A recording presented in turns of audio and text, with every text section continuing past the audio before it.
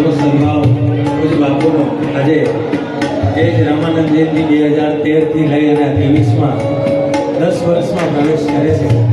આપણે સૌ એ 10 વર્ષના સાક્ષી છીએ ભગવાનના એ નામ લેવાના. આવી જ રીતે કંટિન્યુ 24 કલાક અખંડ રામ નામ સંકીર્તન રામડીના દ્વારે રામાનંદ જયંતિ 2013માં શરૂ થયેલી આ ધૂન આજે 10 વર્ષ થઈ બાબુ.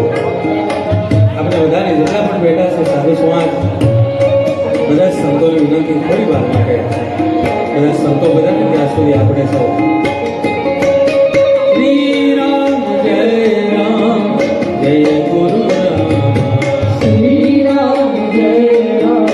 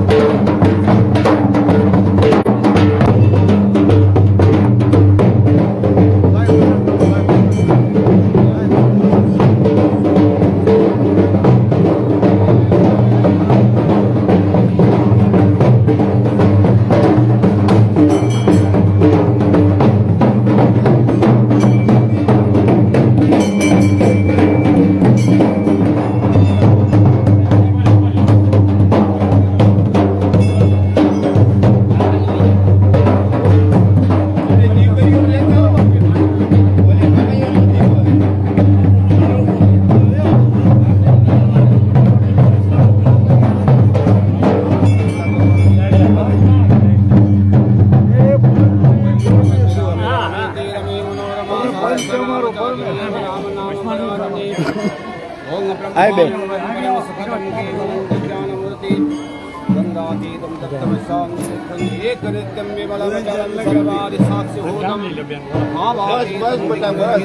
રામચંદ્ર ભગવાન રામાનંદાચાર્ય મહારાજ કી રામદેવજી મહારાજ કી જય હનુમાનજી મહારાજ કી જય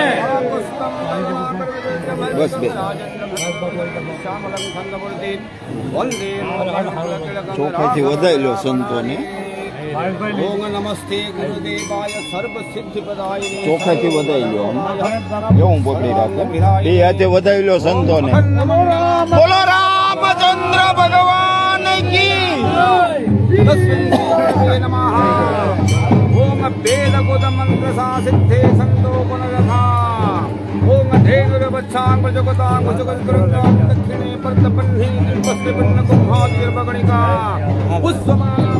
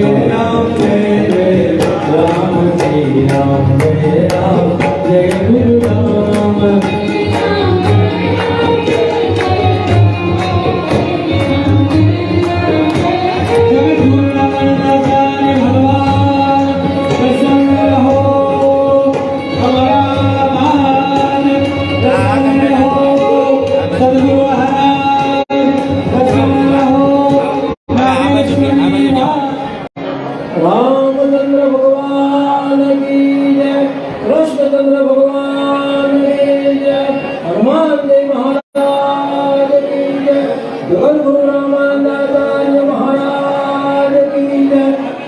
કરો વારંવાર પ્રથમ ગુરુજીને વિનવું, વંદન કરું વારંવાર.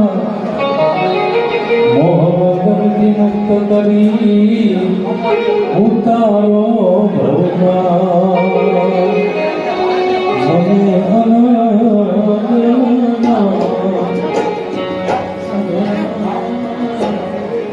મને બહેનો ભાઈઓ ભાઈઓ બહેનો,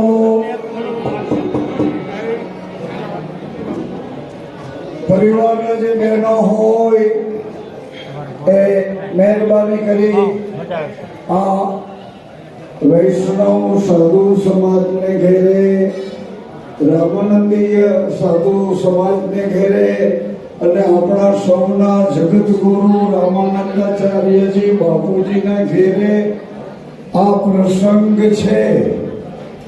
એટલે આપણા જે બહેનો, સમાજના જે બહેનો આવે એનું સ્વાગત કરે.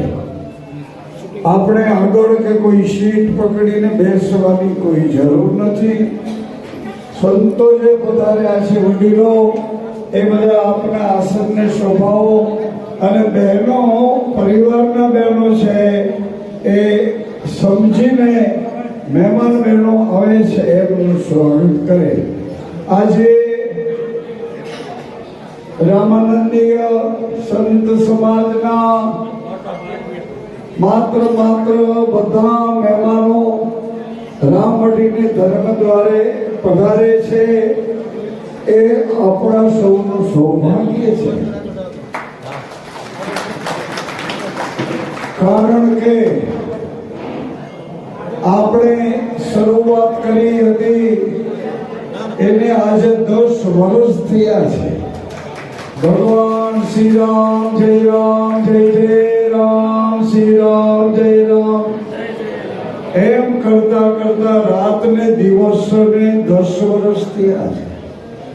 એટલે આજે આપણને આ દશાબ્દીનો લાવો મારા વાલા સંતો, રામાનંદી આધ્યાત્મિક જે આપણા સંતોનું એક બંધારણ છે એ બધાએ આપણી પર કૃપા કરી છે. આપણી દશાબ્દીને ઉજ્જવલ કરી બતાવીને આપણે એટલો પ્રેરણાત્મક જુસ્સો આપ્યો છે કે હજી બને તેમ સળંગ સૂત્રાધાર ધૂનને ધૂનમાં રાખો. તો આ પ્રસંગે હનુમાનજી મહારાજને વિનંતી કરું કે અમારા પ્રસંગમાં કોઈ પણ જાતની બાંધછોડ કર્યા વગર તમારે રાજીપે અમને રાજી રાખો.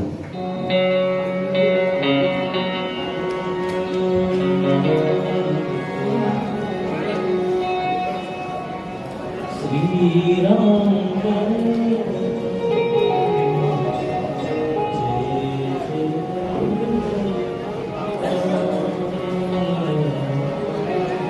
हरि ओम श्री गणेशाय नमो नमः।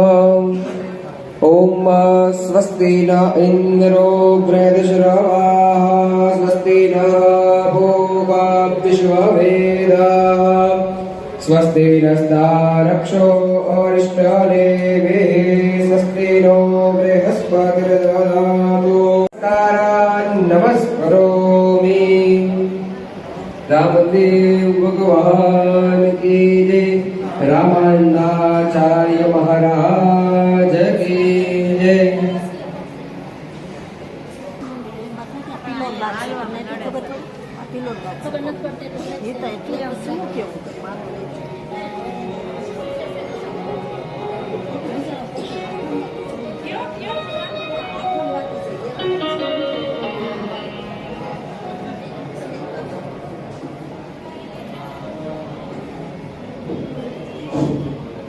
હવે ગુરુ મહારાજનું પૂજન થયા બાદ હરિભાઈને વિનંતી કરું કે જગતગુરુની આરતી બોલાવશે અને આપણે પાછળથી જેલશું હરિભાઈ રાઠોડ.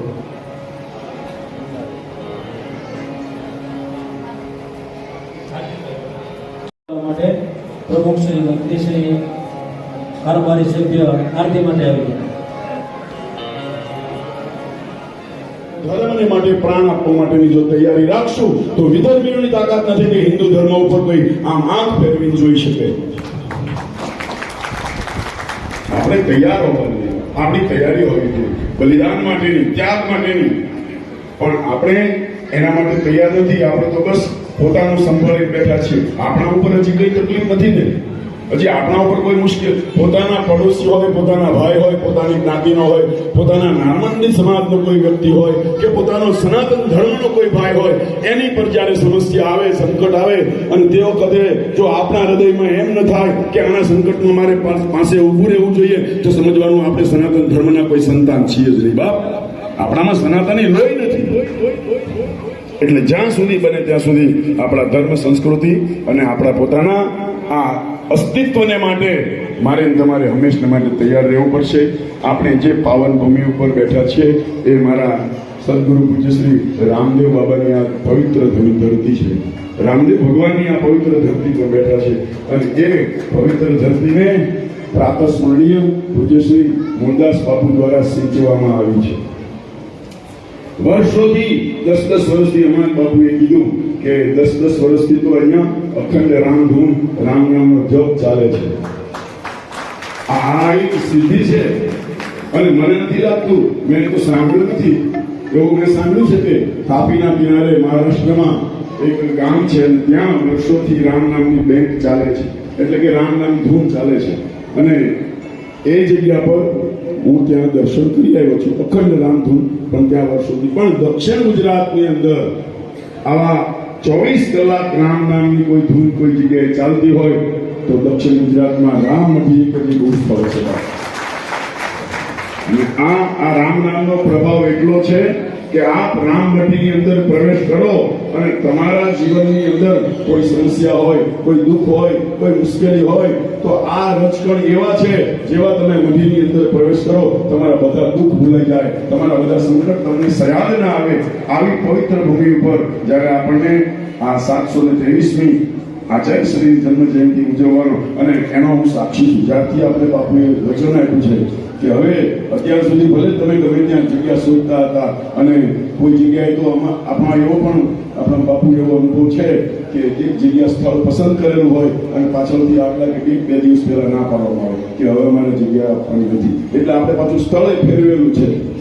પણ આજ કોટી કોટી પૂજ્ય બાપુ મૂળદાસ બાપુનો આપણે આભાર માનીએ, કોટી કોટી ચરણોમાં વંદન કરીએ કે એમણે એમ કીધું કે તમારે અહર્નિશ દર વર્ષે રામાનંદ જયંતિ ઉજવવી હોય તો મારી રામમૂર્તિ તમારા માટે ઉભા છે. આવું અને માત્ર કહેવું એ સહેલું છે બાપ, એનું આચરણ કરવું, એને આચરણમાં મૂકવું એ બહુ અઘરું છે. એ તો જે કરતા હોય અને જે આપણને મન, વચન અને કર્મથી જે મૂળદાસ બાપુ મને તમને મદદ કરે છે એ કરોડ આપણે એમના આભાર માનીએ તો પણ ઓછા છે. એવા મૂળદાસ બાપુના ચરણોમાં મારી વાણીને વિરામ આપું. આપ સૌને પુનઃ ફરીથી એક વખત રજૂઆત કરું, વિનંતી કરું, બે હાથ જોડી કરબદ્ધ પ્રાર્થના કરું કે આવતા વર્ષે જ્યારે આ જ જગ્યાએ, આ જ સ્થિતિમાં અને આ જ રામમઢીમાં 724મી આચાર્ય શ્રીની જ્યારે જન્મ જયંતિ ઉજવવામાં આવે ત્યારે અહીંયા 5000 માણસ રામાનંદી બાળક સમાજમાં બેઠા હોય અને આપણે બાપુને વંદન કરીએ તો બાપુને એમ થાય કે નહીં, મારો રામાનંદી સમાજ પણ મારો જ સમાજ છે અને આજ બાપુએ જે જગ્યા આપી આપણને વાપરવા એ પ્રમાણ કહેવાય. એટલું કહી મારી વાણીને વિરામ. જય સિયારામ. એના પગ ધોઈને પૂજા કરવી. શું કામ પૂજા કરવી છે? એની અંદર ધર્મ પ્રવેશ્યો નથી એટલે એની આંખો નિર્દોષ છે, એના કાન નિર્દોષ છે, એની વાણી નિર્દોષ છે, એનું મન નિર્દોષ છે, એની ગતિ, એની ચાલ નિર્દોષ છે. કુંવારી ધરતી છે, એની જો પૂજા થાય, બેટી બચાવો, હા બચાવશો, એની પહેલા કે બે તમે ને બે તમારા મારી કુટીને, અરે તમે કોણ છો? કોણે તમને પકડાવી દીધું? બે તમે બે તમારા. પછી કે બેટી બચાવો, હા બચાવશું, બેટી ભણાવો, હા ભણાવશું, પણ બેટીને ખબર તો પડવી જોઈએ ને કે મારે કુમારિકા થઈને કન્યા થવું પડશે. કન્યા થાય છે એટલે મારું મગજ બદલી જશે, કારણ કે મારા શરીરમાં યુવાની પ્રવેશ કરી જશે. યુવાની આવતાની સાથે મારી આંખ બદલી જશે, મારો મિજાજ બદલી જશે, મારી ચાલ બદલી જશે. યુવાને પણ એવી રીતે બદલે છે અને કન્યાઓ પણ એવી રીતે બદલે. પછી કન્યાઓનું દાન કરવું પડશે. સારા ઘરનો કોઈ મૂર્તિઓ ગોતી એના પગ ધોવા પડશે, એના પગ ધોઈ કન્યા દાન કરવું પડશે. એટલે અત્યારની આ પરિસ્થિતિમાં ઉત્તમ લાગ્યું કે આ કુમારિકાઓની પૂજા કરી એને કહીશું આપણે કે હવે પછીનો સમય છે ને તારે કન્યા બનવું જોશે અને તારા કન્યાના રૂપને તારા મા બાપ દાન કરી દેશે.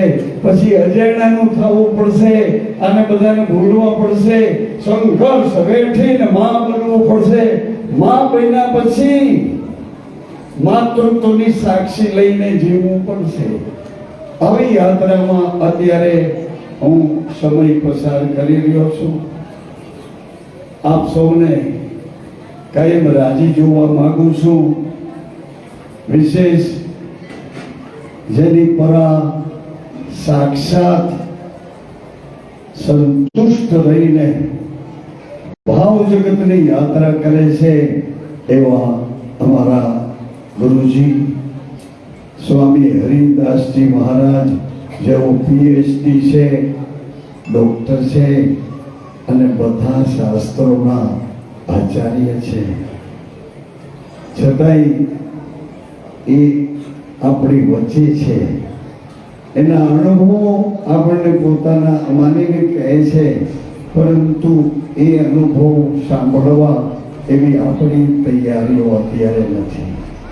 અત્યારે આપણે સમયની પેબંધીમાં અહીંયા બેઠા છીએ અને સમય નક્કી કરીને આવ્યા કે ત્યાં જઈ કલાક જમી કરી પછી નિરાંતે ગાડીને કિક મારશું,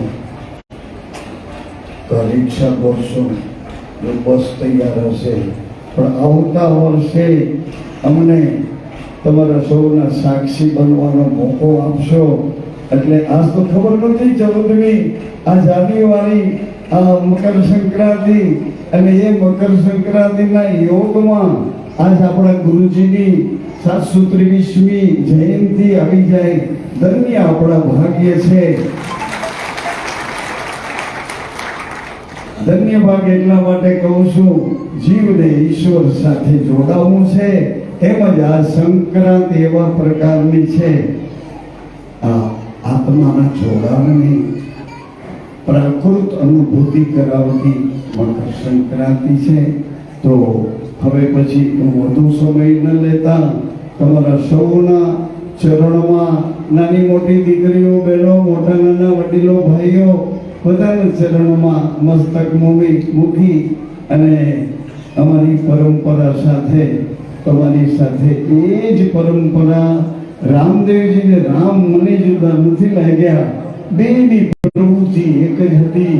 ભગવાન રામને કઈ માતાએ કીધું કે રામ, તમારા પિતાજીને તમને રાજા બનાવવાનો મનસુબો જગ્યો છે રામ. એટલે રામે કીધું, માં શું કહો છો કે રામ તમારે રાજા થવું હોય ને તો એવા રાજા થાઓ રામ.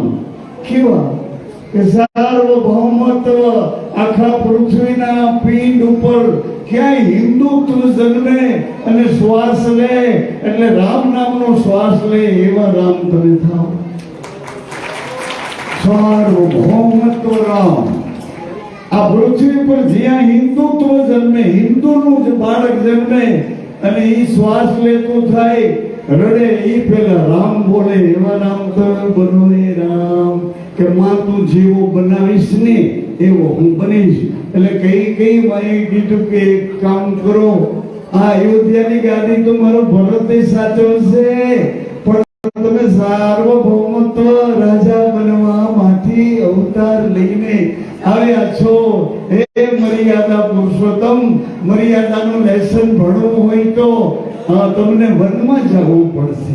વનમાં કે હા રામ, તમારી પહેલા જન્મેલા તમારા પૂર્વજો એ પણ રાજા જ હતા, પણ એ લોકોને સત્ય સમજાઈ ગયું એટલે રાજને પડતો મૂકી અને ગુરુના શરણમાં ચાલ્યા ગયા. ગુરુ એને સત્ય પ્રતિપાદ કરવા માટે એને એવી ઉપાસના આપી, એવી સાધનાઓ આપી, એટલે સાધનાથી સિદ્ધિઓ મેળવી અને રાહ જોવે છે. એને ખબર પડી ગઈ હતી કે અમારા કુળમાં ભગવાન અવતાર લઈને આવવાના છે, એટલે બધા તપ કરીને તૈયાર થઈને ઊભા હતા કે અમારા કુળમાં ભગવાન અવતાર લઈને આવે તો અમારી સિદ્ધિઓ અમારે એને આપવી છે. આવા બધાય પરમાર્થી પુરુષો વચ્ચે યાત્રા કરી ભગવાન બધાના બની, બધાને પોતાના બનાવી અને સફળતાપૂર્વક સિદ્ધિ પ્રાપ્ત કરી. સિદ્ધિ મોબાઈલમાં એટલું જ કીધું હતું રામ ભગવાન વિષ્ણુ ભગવાને કે હે મહાદેવ, એક મુસીબત આવી છે. તો કે શું મુસીબત આવી છે? તમને ન આવે નારાયણ, તમને મુસીબત ન આવે તો કે મુસીબત એક આવી છે કે અમારા પિતાજીના કહેવાથી અમે વનમાં નીકળ્યા છીએ. હું, મારો નાનો ભાઈ ને મારી અર્ધાંગના ભાર્યા વિદેહી, પણ રસ્તામાં એક જગ્યાએ પરિસ્થિતિ એવી થઈ, એક બ્રાહ્મણનો દીકરો પ્રપંચ કરી, કપટ કરી મારા ઘરના માણસને એ લઈ ગયો છે. એ કોણ છે મને ખબર છે. ત્યાંથી મારી ભાર્યા વિદેહીને સીતાજીને અહીંયા લાવવી હોય તો મને 1 સેકન્ડ થાય મહાદેવ, પણ પછી તો હું ઉઘાડો થઈ જાઉં, બધાને ખબર પડી જાય કે આવું માણસ ન કરી શકે, આ નક્કી ભગવાન જ હોય. એટલે હું જાણું છું કે હવે શું કરવું. તમારી મનુષ્યની લીલામાં તમે જે કરવા માંગતા હોય મને કયો મહાદેવ. મહાદેવે કીધું પ્લીઝ નારાયણ, આ વાત મોબાઈલથી થાય એવી નથી, હું તમારી પાસે રૂબરૂ આવું છું. એટલે ભગવાન કૈલાસમાં બેઠા બેઠા વિચાર કર્યો કે હવે મારે નારાયણની રામલીલામાં એની સાથે જોડાવવું હોય તો કઈ રીતે જાઉં. એટલે ભગવાને સ્પેશિયલ નવી નિમણૂક તૈયાર કરી, હનુમાનજી બન્યા. નરની સાથે વાનર લીલા શરૂ કરી. એને નથી કોઈ ડાઇનિંગ ટેબલની જરૂર નથી. જ્યાં આ ઝાડવે ફાવે તો ઠીક, એ ફળ ખાવ, સુધી ઓલે ઝાડવે જવાની છૂટ. એના માટે કોઈ સ્પેશિયલ બાથરૂમ નહીં, એના માટે સ્પેશિયલ કોઈ ડ્રેસની જરૂર નહીં. આવો સરસ કૈલાસમાં રહેતા હોય એમ જ આ જમીન ઉપર રહેવાનો સ્પેશિયલ અવતાર લીધો. બધાને કહી દીધું મને આ સુટેબલ છે, તમે આવું હોય તો ઋષિ મુનિઓને કીધું આવું હોય તો મારી ભેગા રહેશો, કઈ તકલીફ નહીં પડે. નકર વાનરનું શરીર કોણ લે? આ નરના શરીરમાં આપણે અનુભવ થઈ ગયો તો પશુના શરીરમાં તો આનાથી બે ઘણી મુસીબત હોય પશુના શરીરમાં. પરાધીન પશુનું શરીર પણ છતાંય ભગવાને નક્કી કર્યું, આવીને ઉભા રહ્યા. મહાદેવ એટલે ભગવાન હનુમાનજીને જોઈને વિચારવા પડ્યા કે પ્રભુ આ શું કર્યું? કે તમારો દાસ નહીં પણ દાસનો દાસ. તમારા દાસ લક્ષ્મણ છે, તમારા દાસીત્વમાં મારી માં જાનકી સીતાજી છે, એ બેયનો હું દાસ થઈને રહીશ, પણ હવે તમારી સેવામાં મને ભાગ લેવા દો. આવી આપણી માન્યતા આપણા આરાધ્યની સાથે જોડાવાની. દાસ નહીં દાસ થઈ અને કદાચ જરૂર પડે તો ત્રાસ નહીં ત્રાસ થઈ જાય. દાસના દાસ થઈ શકીએ એમ ત્રાસવાદીઓને ત્રાસ નહીં ત્રાસ થઈ શકીએ. બીકોઝ એ ત્રાસના ત્રાસ થવું હોય તો આપણું સંગઠન અનિવાર્ય છે, આપણો સમૂહ અનિવાર્ય છે, આપણી વિદ્વતા અનિવાર્ય છે, આપણા સિદ્ધાંતો અનિવાર્ય છે. સિદ્ધાંત ઉપર આપણા પૂર્વજો ટકી રહ્યા હોય તો એ સિદ્ધાંતો આપણી પેઢીઓની ક્યાંક લોન માંગો ને તમે અડાવડા શું હેરાન થાવ, માંથી 10%, માંથી 20%, માંથી ડાઉન પેમેન્ટ, માંથી એવું કરવામાં તમારી પેઢીઓમાં કેટલા એવા મહાપુરુષો છે એ જમા કરી શક્યા છે. એને કોને તમારી પેઢીમાં હું આવ્યો છું, મને તમારી સેવા કરવાનો લાભ આપો. અત્યારે હું આ લોકોની હારે આનું હેઠું પીને મારી બુદ્ધિ બગાડી બેઠો છું. ન કરવાનું કરી શક્યો પણ કરવાનું હતું રહી ગયું છે, એટલે તમે મને લોન આપો. હું તમારી બધી ભરપાઈ વ્યાજ સહિત કરી હતી. તમારા પૂર્વજો પાસે માંગો. આ બિચારા રાંકાને લોલા પાસે લોલા હાથ પગ વિનાના એને એ રાખાય બિચારા આપણને શું મારે? બે ધડક કહું છું, આ બધા અત્યારે હું મારા સમાધિના છેલ્લા પ્રયાસો એ સુધારવાના પ્રયાસો કરી રહ્યો છું અને બે ધડક કહું છું, આ પ્રયાસો બધા 6 લાખ શ્રીફળને મારે કાંઈ હિસાબ નતો. હવે બાબુ 6 લાખ શ્રીફળને આપણે કોઈ હિસાબ નતો, પણ હિસાબ હતો કે મરવા જેવા મરે છે, નથી મરવા જેવા એ મરે છે આ કોરોનામાં. ક્યાં છે મારો ભાઈ, ક્યાં છે? એનું મોઢું જોવા માટે પણ આપણને ચાન્સ ન મળ્યો. ક્યાં એની અગ્નિ સંસ્કાર કે સમાધિની નીતિ, એમાંય ચાન્સ ન મળ્યો. અને આમ જળની જેમ જોતા રહ્યા, કારણ કે આપણને બીક લાગતી હતી કે આપણો નંબર લાગી જાય તો સેકન્ડ લાગે, અને લાગી જાય.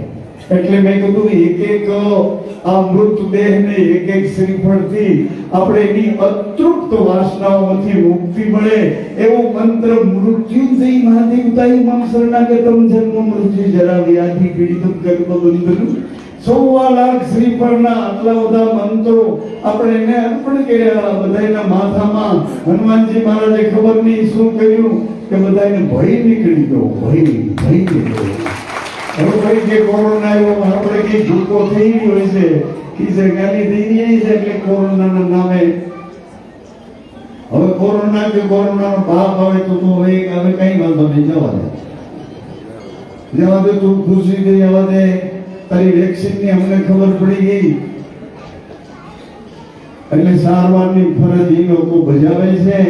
અત્યારે ભારતનો રાજા આપણા ઘરના માવતરને શું તકલીફ પડશે એ બધું ત્યાં બેઠા બેઠા ધ્યાન રાખી આયુષ્યમાન ભારતમાં આપણને 5 લાખ રૂપિયા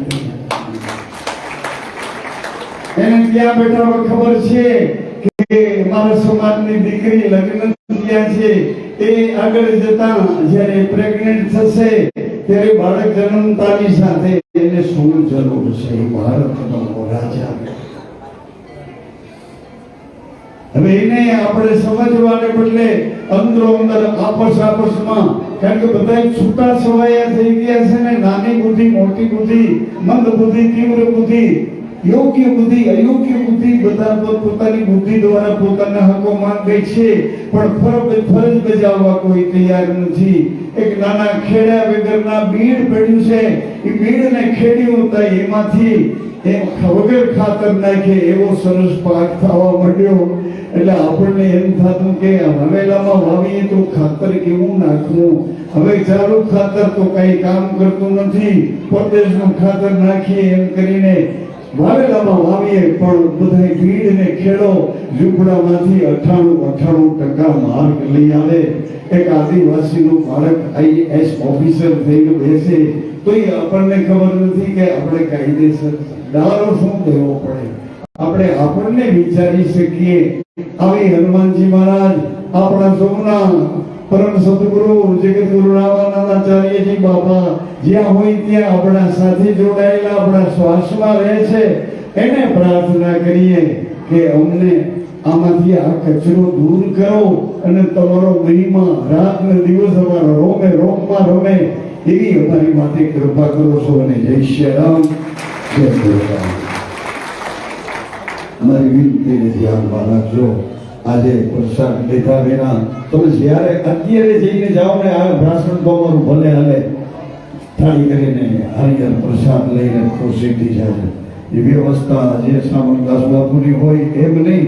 આ રામમઢીમાં રામમઢી છે, તમારી વ્યવસ્થા તમારા માટે તૈયાર કરેલી, જે તમને રુચિ લાગે, પણ પ્રસાદ લીધા વિના કોઈ ન જાય. નહીં તો આ કુંવારી ધરતીનું અમારું 1.25 લાખ પૂજા કરવાનું, કન્યા પૂજાનું, કુંવારિકા પૂજાનું ફળ અધવચ્ચે રહી જશે જો તમે પ્રસાદ લીધા વિના જાઓ. મિત્ર બની અને કોઈ પણ દિશામાં તમારી સાથે રહેવા તૈયાર છે. તમારો બનીને તમારી સાથે રહેવા તૈયાર છો, પણ મારી ચાલ બદલાવી ન નાખો, એ ધ્યાન રાખવાનું. મારી ચાલ બદલાવી નાખો એ શું નંબર? હું તમારો છું એમ વિશ્વાસ કરીને મને મારો બિયારાનો ભરોસો છે કાયદેસર સાધુના છીએ એમાં કોઈ ફેરફાર નથી. એટલે સાધુના બિયારામાંથી સાધુ જ ઉગે, બીજું કોઈ ન ઉગે એની મને ખાતરી છે. અને ખાતરી અભિમાનથી નહીં, મારા વિશ્વાસથી છે. મારી ચોથી પેઢીનો મારો દાદો ઈ ખાડો કરીને કહે છે તમારા ગામમાં જો રોગ આવે ને તો મને આ ખાડામાં બેસાડી દેજો, રોગ આવે તો હવે પાછો 100 લાખ શ્રીફળનું યજ્ઞ કર્યા. હિન્દી ગાળું બોલીને ઘરમાં કે જે આ કંકાસ કરવા માંગે એની આપણે ક્યાં વાત કરી છે? તો કાયદેસર સપાટી ઉપર જીવી રહ્યા એવા સમજણા પુરુષોને યાદ કરીને કહું છું, આ 1.25 લાખ કુંવારિકાના પૂજનમાં આજે કરીને બહેનો ઈ દીકરીઓની પૂજા કરવાનો અમારી આ બહેનોની સ્વયંસેવક બહેનોની ટીમને એટલો લાભ આપજો. અમારી સાથે તમને કીધું હતું કે બધી દીકરીઓની પૂજા આજ અમારે કરવી છે. કાલ બધાની સ્કૂલોમાં મોટબેન અહીંયાની સ્કૂલો કન્યા શાળાઓ જે સરકાર માન્ય છે